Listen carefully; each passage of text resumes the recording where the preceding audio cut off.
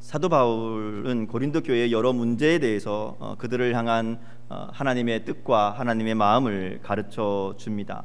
우리가 오늘 읽은 고린도전서 12장이 시작되는 내용도 14장까지 3장에 걸쳐서 상당히 많은 분량으로 기록되어 있는 주제입니다.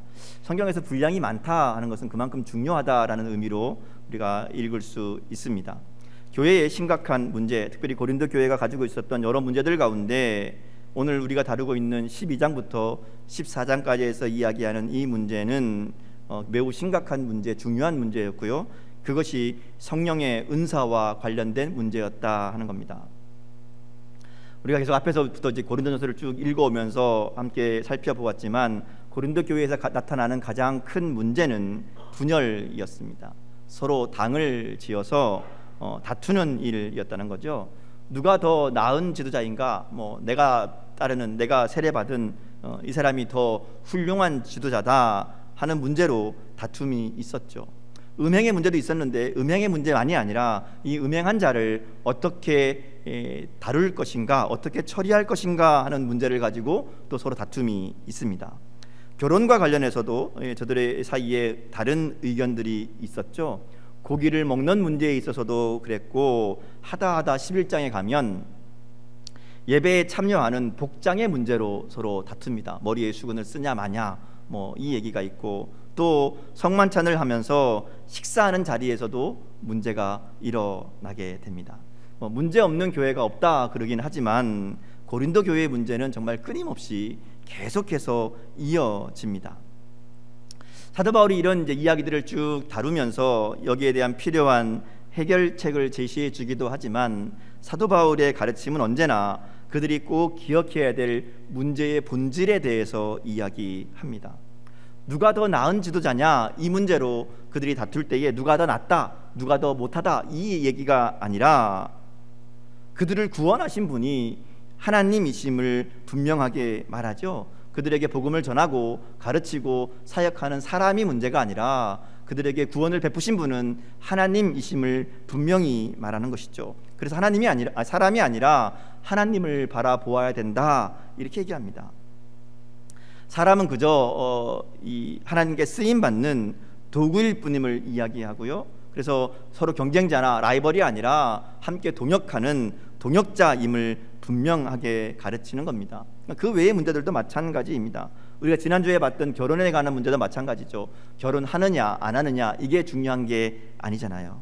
부르심의 자리에서 하나님을 섬기는 일에 흐트러짐 없이 주님을 섬기는 일이, 하나님을 기쁘시게 하는 일이 우리 인생의 최고의 목표가 되어야 된다는 것을 분명하게 이야기합니다. 그래서 결혼이 하는 거나 혼자 사는 거나 그 문제가 중요한 게 아니라 어떤 삶을 살고 있는가, 그것이 중요하다는 것을 분명하게 이야기하고 있습니다. 오늘 말씀도 마찬가지입니다. 은사에 대한 문제도 바울이 같은 방법으로 접근하지요. 고린도 교회의 문제는 너무나 잘난 사람이 많았다 하는 겁니다.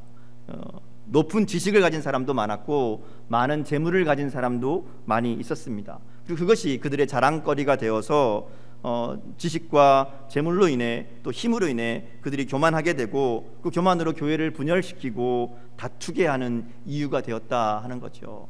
근데 나가서 이게 이런 자기가 가진 지식이나 힘이나 또는 물질만이 아니라 영적인 은사도 같은 방법으로 취급한 겁니다. 하나님이 주신 선물인 성령의 은사마저 자기의 자랑거리로 삼게 되고 이게 문제가 되기 시작한 것이죠.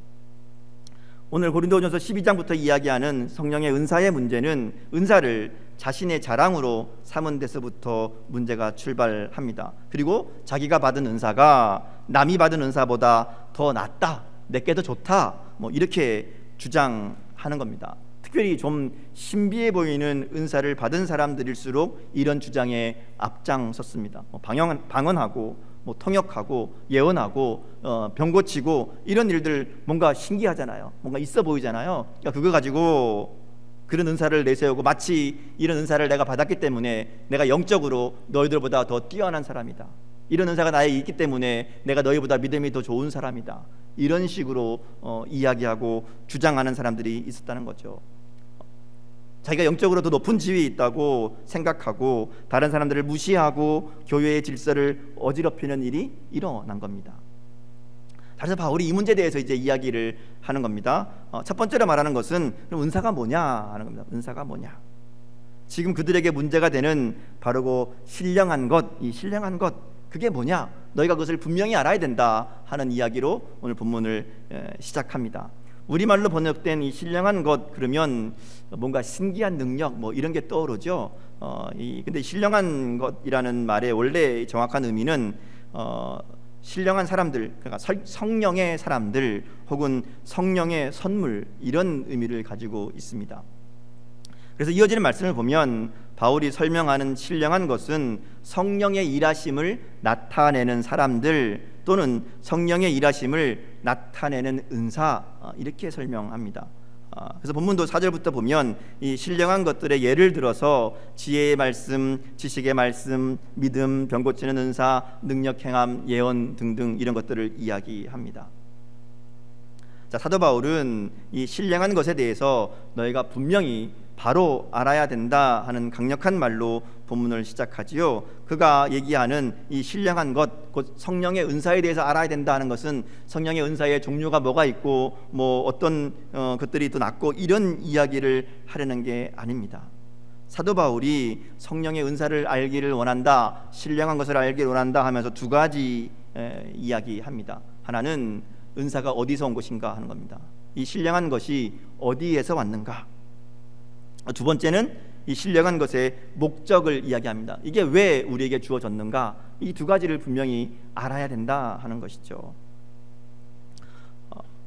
먼저 은사가 어디에서 온 것인가에 대해서 확인하게 합니다. 은사를 주신 것은 하나님이시죠. 은사는 하나님이 주신 겁니다. 이 신령한 것은 하나님께로부터 온 것이시요. 그래서 그 신령한 은사를 하나님께서 교회에 많이, 특별히 고린도 교회에 많이 주셨는데 그들이 그 은사를 통해서 자신을 나타내고 자신을 자랑하고 남을 판단하고 남을 무시하는 데 사용하니까 문제가 발생한 겁니다. 마치 그 은사가 자기 것인 양, 하나님이 주신 것인데 자신의 것인 양 생각하는 것에서 교회의 문제가 일어났다 하는 것이죠. 사도 바울이 이야기하는 거예요. 성령의 은사는 하나님께로부터 온 것이다. 너희가 이것을 분명히 기억하라 이야기하는 겁니다. 성령의 은사는 하나님의 선물입니다. 선물은 은혜로 받는 것이잖아요. 대가가 있으면 선물이 아닙니다. 보상이나 뇌물이 되잖아요. 근데 성령의 은사는 아무런 대가 없이 그저 주는 사람이 주고 싶어서 주는 선물과 같은 것이다 이렇게 얘기하는 거예요. 그래서 하나님이 자신의 뜻대로 여러 사람에게 나누어 주신 것이 성령의 은사 곧 선물이라는 겁니다. 오늘 신령한 것 이것을 우리 다른 말로 표현하면 하나님의 선물 이렇게 이야기할 수 있습니다. 그리고 이 은사는 꼭 어떤 특별한 능력을 말하는 게 아닙니다. 특별한 기적을 행하는 신비한 능력이 아니라 하나님의 일을 이루어가는 모든 것이 은사라는 것이죠. 그래서 4절부터 6절까지 말씀을 보면 은사는 여러 가지나 성령은 같고 직분은 여러 가지나 주는 같으며 또 사역은 여러 가지나 모든 것을 모든 사람 가운데서 이루시는 하나님은 같으니 이렇게 말씀하십니다. 결국 은사나 직분이나 사역이나 모두가 다 하나님의 일하심이다. 하나님이 주신 선물이다 라고 얘기하는 겁니다. 하나님의 일하심을 나타내는 것이다 이렇게 이야기하죠. 그러기에 우리가 관심을 가져야 될 것은 어떤 특별한 능력을 받느냐 안 받느냐가 아니라 하나님의 일을 이루고 있느냐 하는 것이죠. 은사는 하나님의 일을 이루기 위해서 주신 것이다 하는 거죠. 은사의 목적이 여기에 있습니다. 그래서 하나님의 일을 이루지 못하는 은사는 하나님이 쓰시는 은사가 아니다 하는 것이죠. 그러면서 우리 가운데 하나님의 은사를 주시는 분명한 이유를 이야기합니다. 은사의 목적을 분명하게 다시 설명하지요. 성령이 우리 가운데 하시고자 하는 일이 뭔가 7절 말씀을 보면 각 사람에게 성령을 나타내심은 유익하게 하려 하심이라 말씀합니다. 그러니까 성령을 나타내심, 성령의 은사, 선물을 주시는 것은 그것을 통해 하나님의 일을 하게 하시는데 그것이 성도와 교회의 유익을 위해서다 이렇게 얘기합니다. 유익을 위해서다. 자, 그럼 그 유익이 뭘까? 뭐가 유익일까? 뭐가 우리에게 유익이 되는 것일까? 사도 바울은 그것을 2절과 3절에서 설명합니다. 성령께서 우리 안에서 하시는 일에 대해서 이야기합니다. 성령이 무슨 일을 하시는가?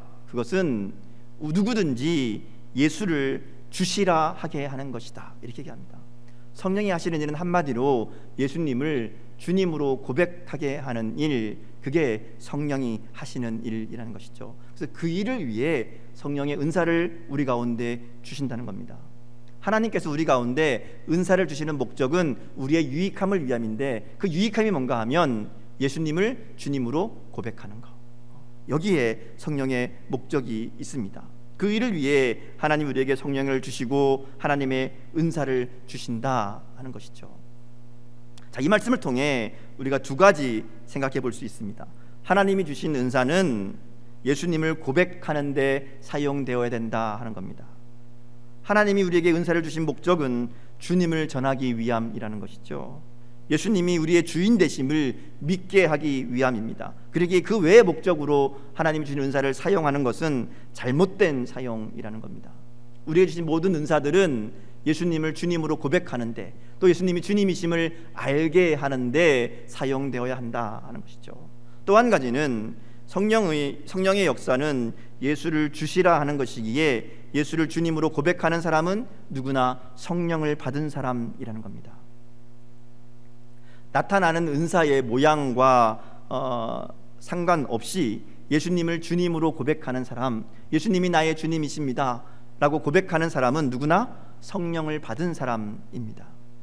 성령이 아니고서는 이 고백이 할 수 없다라고 분명히 말씀하잖아요. 그러니까 예수님을 나의 주님입니다라고 고백하는 사람에게는 성령의 역사가 임한 겁니다. 성령이 그 가운데 임하시는 거예요. 자, 여기까지 말씀을 정리해 보면, 사도 바울이 성령의 역사는 어떤 특별한 능력을 행하는 것이 아니라 예수님을 주님으로 고백하게 하는 것, 이것이 성령의 역사임을 분명히 알라라고 말씀합니다. 그러니까 성령의 나타나심, 곧 드러나는 은사가 중요한 것이 아니라 신앙의 고백이 더 중요합니다.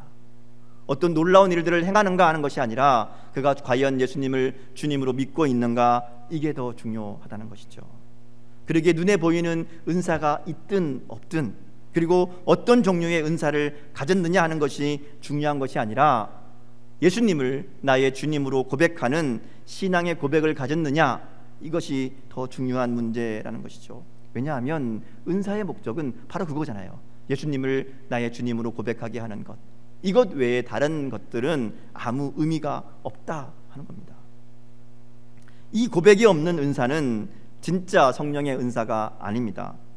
무슨 말인가 하면 악한 영들도 신령해 보이는 일들을 할 수 있습니다. 이상한 말을 할 수 있어요. 병 고치는 것, 귀신을 쫓아내는 것 할 수 있습니다. 그러니까 그게 중요한 게 아니라는 거예요.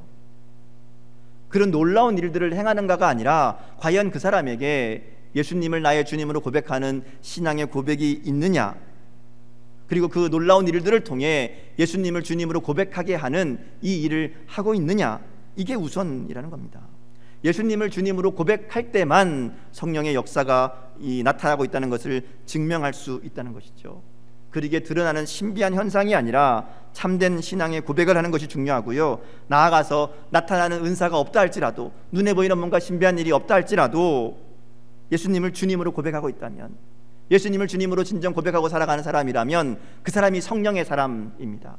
그 사람이 누구보다 더 건강하게 믿음 위에 서 있는 성령의 사람이라고 말할 수 있다는 것이죠. 많은 이단들이 여기에서 나옵니다. 신비한 능력을 행하는데 예수님을 주님으로 고백하지 않습니다. 많은 능력을 통해 자기를 나타내잖아요. 그래서 거기에서 이단들이 등장하는 겁니다. 우리가 꼭 기억해야 될 것은 아무리 신비한 능력도, 아무리 놀라운 일들도 예수님을 주님으로 고백하는 이 일과 상관없으면 아무것도 아니라는 것이죠. 여러분은 성령의 사람이십니까? 이렇게 여쭤볼까요? 여러분은 예수님을 주님으로 고백하고 있으십니까? 정말 예수님이 여러분의 주인이신 게 맞습니까? 자꾸 물어보니까 불안하죠? 네, 굉장히 중요한 질문입니다. 예수님을 나의 주님으로 고백하고 믿고 살고 있는가? 사도신경 암송하고 주기도문으로 기도하고 찬양하고 매일매일 기도하고 헌금하고 봉사하고, 그거 중요하지 않습니다. 겉으로 드러나는 것 아무것도 아닙니다. 뭐가 중요해요? 내가 정말 예수님을 나의 주인으로, 나의 주님으로 고백하는 이것이 중요합니다. 신앙의 모습이 예수님을 나의 주님으로 고백하고 있다는 증거가 아닙니다. 예수님을 나의 주님으로 고백한다는 증거는 내가 주님의 종이라는 전제가 거기에 깔려 있습니다. 종은 자신의 뜻이 아니라 주인의 뜻에 따라 순종하는 사람이지요. 자신의 생각과 의도는 내려놓고 주인의 생각과 의도를 따라 움직이는 사람이 종입니다. 그럼 다시 한번 물어볼까요? 여러분은 예수님을 주님으로 모시고 있으십니까? 여러분 예수님의 뜻에 따라 살고 있으십니까? 여러분의 생각, 여러분의 뜻이 아니라 항상 하나님의 뜻이 우선되고 있습니까? 점점 대답이 없어지죠. 날마다 점검해야 될 문제입니다. 내가 정말 예수님을 나의 주인으로 모시고 있는가? 예수님을 주시라 고백하고 있는가? 바울이 이거 먼저 확인하는 거예요. 야, 이거 없으면 아무 소용없다. 예수님이 나의 주인 되심을 고백하는 자에게 성령의 역사가 있고 성령의 나타나심이 있고 성령의 은사가 있는 것이다. 이렇게 얘기하는 겁니다. 이렇게 우리가 예수님을 나의 주님으로 고백하고 성령과 함께 살아갈 때 우리 가운데 변화들이 일어납니다. 그게 성령의 열매잖아요. 성령이 우리 가운데 거하실 때에 성령을 모시고 사는 사람은 우리 안에 계신 성령으로 말미암아 우리의 성품에 변화가 일어납니다. 사랑, 기쁨, 화평, 인내, 친절, 선함, 신실, 온유, 절제 같은 성령의 열매들이 나타난다는 거죠. 뿐만 아니라 예수를 주로 섬기고 살아갈수록 하나님께서 성령으로 말미암아 선물을 주시는 거예요. 하나님의 일들을 이루어갈 수 있는 은사들을 주신다는 거죠. 사도 바울이 그래서 얘기하는 거예요. 그러니까 너희들에게 그런 은사들이 있는 것이다. 그런데 그 원래 목적을 잊어버리고 나타나는 은사만 가지고 자랑하고 그것만 바라보고 산다면 잘못하는 것이다. 이렇게 가르치는 겁니다. 그러면서 바울이 이제 은사들에 대해서 쭉 이야기합니다. 오늘 본문에도 나오고 또 로마서에도 보면 이 다양한 성령의 은사들을 소개합니다.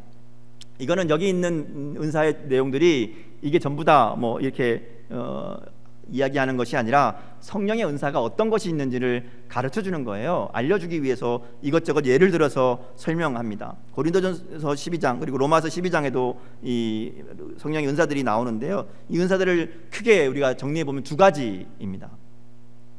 첫 번째는 나에게 없던 능력이 오는 겁니다. 나에게 없던 능력이 성령의 일하심으로 나타나는 겁니다. 한 번도 배운 적이 없는 외국어를 어느 날 갑자기 중얼중얼 하게 됩니다. 이게 뭐예요? 방언의 은사입니다. 한 번도 들어보지 못한 말을 듣는데 그 말이 이해가 됩니다. 이게 뭘까요? 통역의 은사입니다. 손을 얹고 기도하면 아픈 사람이 낫습니다. 이게 뭐죠? 신유의 은사입니다.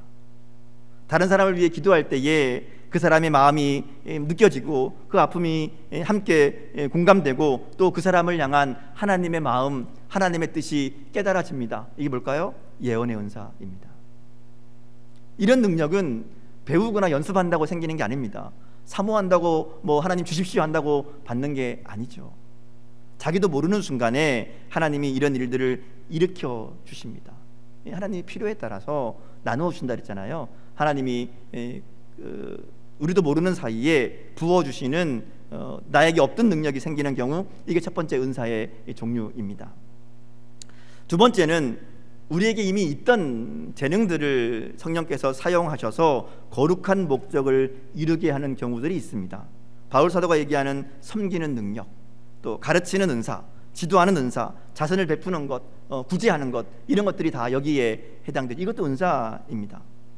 자기에게 있던 재능과 경험과 재물을 성령님께 내어드려서 그것이 교회의 사역을 위해 또 교회를 위해 하나님 나라를 위해 사용하게 하는 것, 이것도 은사입니다. 나에게 원래 있던 것이지만, 원래 있던 것도 하나님 주신 것이지만 미리 주셨던 것들을 가지고 하나님의 일에 사용하게 하는 것, 이게 성령의 은사입니다. 같은 재능, 같은 경험, 같은 지식, 같은 물질이라도 성령의 손에 들려 사용되면 그게 성령의 은사가 되는 겁니다. 다른 결과를 만들어내는 것이죠. 많은 사람들이 성령의 은사 그러면 없던 것 받는 것만 생각합니다. 뭔가 신비한 능력을 가지는 것만 성령의 은사라고 생각하죠. 물론 그런 은사들이 눈에 띕니다. 이게 확실하게 하나님이 역사하시는구나 보이기도 합니다. 그래서 더 좋아 보이기도 하죠. 그러나 그것만이 성령의 역사는 아닙니다. 그리고 그런 역사들은 굉장히 드물게 일어나고요, 뭐 하고 싶다고 할 수 있는 것도 아닙니다. 하나님이 필요하셔야 주시는 은사들이거든요. 그래서 그런 은사가 있다고 해서 자신이 더 영적으로 성숙한 사람도 아닙니다. 하나님 주시는 것은 내가 잘나서 주시는 게 아니라 필요하니까 주시는 거예요. 그냥은 안 되니까 그거라도 줘서 하라고 주시는 은사라고 보면 됩니다. 그래서 그런 은사가 있다고 해서 내가 뭐 영적으로 더 성숙하고 믿음이 좋거나 이런 얘기 절대로 아닙니다. 반대로 그런 은사가 없다고 해서 믿음이 약하다는 얘기도 절대로 아니라는 것을 우리가 분명히 알아야 됩니다. 그래서 그것을 구할 필요도 없습니다. 주시라고 요구할 것도 없고 주시지 않는다고 낙심할 필요도 없습니다. 안 주신 데는 안 주시는 분명한 이유가 있음을 우리가 믿음으로 바라보면 됩니다. 그래서 은사를 제대로 알고 구해야 됩니다. 우리에게 없는 능력을 주시는 은사에 대해서는 주시는 분께 맡겨야죠. 성경에도 뭐라고 그래요? 하나님의 뜻대로, 하나님 마음대로 주시는 거예요. 뭐 내가 달라 말라 할 것도 아니에요. 그거 내가 신경 쓸 필요도 없습니다. 내 삶 속에 하나님이 필요하시면 내가 안 한다 그래도 주실 거예요. 그러니까 그거에 대해서는 마음 둘 필요 없고 내가 할 수 있는 거, 그거 뭐예요? 지금 나에게 주신 재능들, 지금 나에게 있는 재능과 경험과 지식들을 어떻게 하나님의 일에 성령의 은사가 되게 사용할 수 있을까? 이게 우리가 할 수 있는 일이잖아요. 이건 내가 할 수 있습니다. 성령의 역사를 경험하며 하나님의 일하심을 경험하는 이 은사를 활용하며 사는 비결이 여기에 있습니다. 그래서 무엇을 하든지 내게 주신 것들을 하나님의 일을 위해 사용할 때 그것이 내게 주신 성령의 은사가 되는 겁니다. 찬양을 하든 뭐 차량 봉사를 하든 교사를 하든 식당 봉사를 하든 성가대를 하든 청소를 하든 이 모든 것들을 성령께서 사용하시도록 맡기면 그게 성령의 은사가 되는 겁니다. 그러면 성령께서 그것들을 통해서 주님의 몸된 교회를 세우실 것이고 하나님의 나라를 위해 유익하게 사용하실 줄 믿습니다. 그러면 그것이 은사로 나의 삶을 통해 사용되는 성령의 역사를 경험하게 되는 축복이 되는 것이죠. 이런 이야기를 하다 보면 꼭 마음에 걸리는 분들이 있습니다. 이제 나이가 많이 들고 또 힘도 없어서 하고 싶어도 감당할 수 없는 어르신 우리 권사님들, 집사님들이 있으십니다. 그분들 보면 늘 목사님 제가 교회를 참 하고 싶은데 이제 못하게 됐네요. 안타까워하고 아쉬워합니다. 또 가정과 직장에서 정말 너무 바쁘게 살기 때문에 어쩔 수 없는 상황에 있는 분들도 있습니다. 이런 분들도 늘 미안해합니다. 그리고 꼭 교회에 별로 도움이 되지 않는 것 같다면서 안타까워하고 아쉬워하는 분들을 만날 때가 있습니다. 제가 그런 분들 만날 때 꼭 하는 얘기가 있습니다. 그러면 기도하십시오. 기도하시는 게 가장 큰 일입니다. 기도보다 더 큰 헌신은 없습니다. 그렇죠? 꼭 몸으로 해야 헌신이 아니잖아요. 기도하는 것도 은사입니다. 교회를 위해, 성도들을 위해, 또 목사님 저를 위해, 또 교회 여러 가지 일들을 위해 날마다 있는 자리에서 열심으로 기도해 주시는 것, 그게 가장 큰 헌신이고 가장 큰 하나님의 일입니다. 제가 그렇게 말씀드리거든요. 그렇잖아요.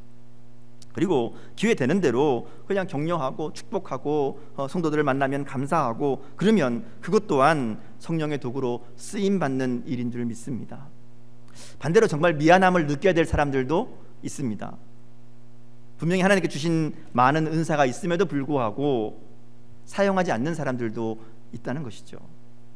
귀찮고 불편하고 하기 싫어서 하나님의 일에 참여하지 않는 사람들도 분명히 있습니다. 근데 그런 분들은요 절대로 하나님의 일하심을 경험하지 못합니다. 인생을 살아가면서 하나님의 역사하심을 경험할 수가 없습니다. 하나님의 일하시는 자리에 있지 않는데 어떻게 하나님의 역사하심을 경험하고 만날 수 있습니까? 그런 믿음은 성장하지도 않고 능력을 행하지도 못하는 믿음. 그래서 교회는 다닐지 몰라도 그리스도의 몸의 지체는 아니라는 것이죠. 하나님의 손에, 성령의 손에 붙들려 사용되는 사람만이 주님의 몸의 지체라고 할 수 있습니다. 그러기에 우리의 재능과 우리의 경험과 우리의 지식과 우리의 물질, 우리에게 있는 모든 것들을 정말 성령께 드려서 성령께서 사용하시는 은사로 사용하도록 만들어갈 수 있기를 축복합니다. 우리의 삶을 성령께 사용하시도록 내어드릴 때 우리는 하나님의 일에 놀랍게 사용되는 은혜를 누리게 될 줄 믿습니다. 작은 것이라도 내게 은사가 있다면 그것은 하나님이 하나님의 일을 하라고 주신 것입니다. 그리고 하나님이 원하시는 일은 예수님이 주 되심을 알게 하고 믿게 하는 일이지요. 그러기에 하나님의 역사는 언제나 전도의 자리에서 강하게 나타납니다. 하나님의 역사는 훈련하는 자리에서 강하게 나타납니다. 우리의 삶에 하나님의 능력과 하나님의 은사가 없다고 느껴진다면 그것은 우리가 하나님의 일하는 자리에 없기 때문입니다.